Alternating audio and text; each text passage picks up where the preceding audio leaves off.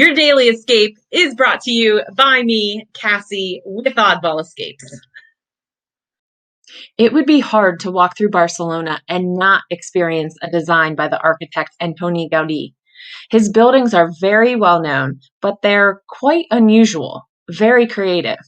Gaudí was born in 1852, and his influence on Barcelona was huge. He had such a new and unique style that it's still very distinctive today. Today, we will look at only 4 of his buildings in Barcelona.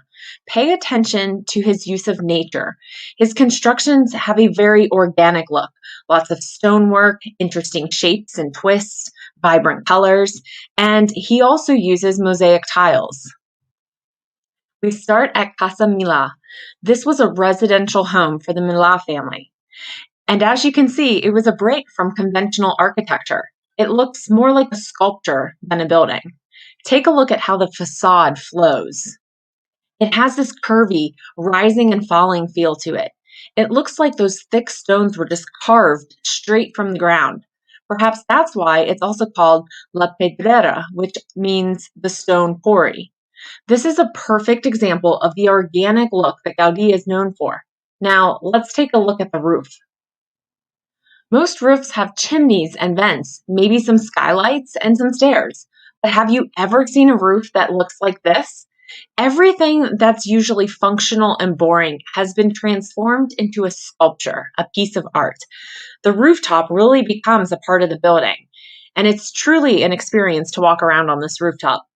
I can see why this building was controversial when it was first built. Next, we visit Casa Batlló. This is my personal favorite. It is a residential design. It was actually a restoration project of a conventional house. And as you can see at a quick first glance, it's anything but conventional. It was highly criticized by the city, built right between other houses. It definitely broke the city's bylaws.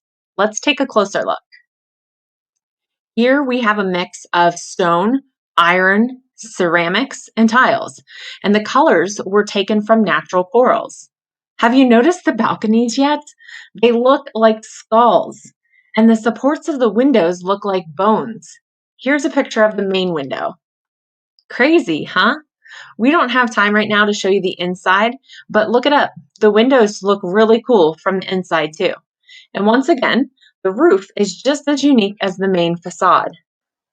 The roof has been transformed into this fairy tale structure where a dragon dominates the surface. Do you see it? Here's a closer look at the tile work on the chimneys and the dragon's spine. And here are 2 photos that give you a better perspective of the building and the roof. It's easy to see why Casa Batlló has been called Gaudí's most poetic and artistic design for a building. Next, we take a stroll through Park Güell. It may feel a bit magical. There's amazing sculptures, brightly colored mosaic tile work. You can see the gingerbread-style houses, lots of weird angles.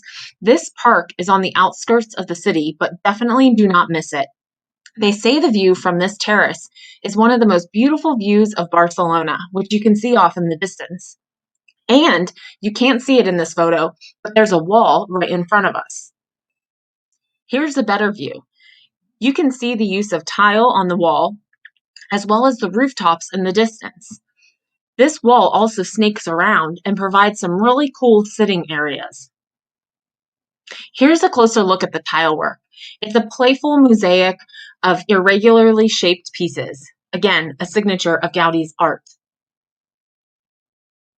There's so much more to see in this park. As you walk around, be sure to explore all of the spaces.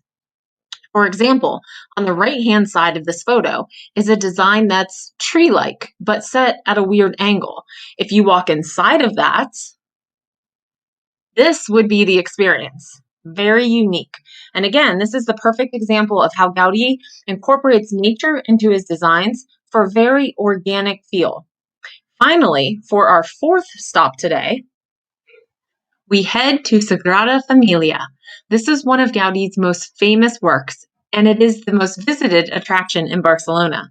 This giant basilica was started in 1892, but it was actually started by another architect, Within a year, he resigned, and Gaudí took over the project. Gaudí kept the original floor plan, but then departed from the typical Gothic style by adding his own style and giving it a complete transformation. Did you know that this cathedral still isn't done? Gaudí knew it wouldn't be completed before his death, but he wasn't expecting to die as early as he did. He was hit by a tram while walking. He died in 1926 at the age of 73 while still working on this project. He's actually buried in the crypt inside of the cathedral. This was his masterpiece, and construction continued, and the future generations have tried to adhere to Gaudí's vision as closely as possible. It's scheduled to be finished in 2026, and when it's complete, there will be 18 towers, each representing a different element of the Bible. Take a tour, and you'll learn about the religious symbolism in each aspect of the design. You'll also get to see inside. These tall, thin columns or pillars will catch your attention. As they branch out near the ceiling, you'll notice that it resembles a forest or a treetop canopy.